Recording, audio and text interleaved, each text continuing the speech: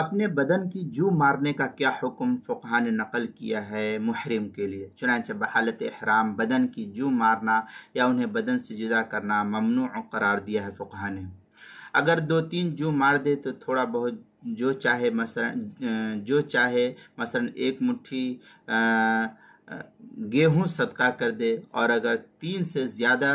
جوں کے ساتھ ایسا کیا تو صدقہ فطر اس شخص کے ذمہ واجب اور ضروری ہوگا۔ غنیۃ الناسک کے اندر وَلَوْ قَتَلَ الْمُحْرِمُ قُمَّلَ مِنْ بَدَنِهِ أَوْ ثَوْبِهِ تَصَدَّقَ بِمَا شَاءَ، یہ غنیۃ الناسک صفحہ 290، اسی کے ہم مثل عبارت فتاوی تاطرخانیہ تیسری جلد صفحہ 559، در مختار ما شامی جو زکریا بک ڈیپو دیوبند کا ہندی نسخہ ہے اس کی تیسری جلد صفحہ 608، فتح القدیر جو زکریا بک ڈیپو دیوبند کا ہندی نسخہ ہے اس کی تیسری جلد صفحہ 85، معلم الحجاج صفحہ 256 پر اس کو نقل کیا، کتاب المسائل تیسری جلد صفحہ 203 پر اس کو نقل کیا۔ عنوان ہے اپنے بدن کی جو مارنے کا حکم۔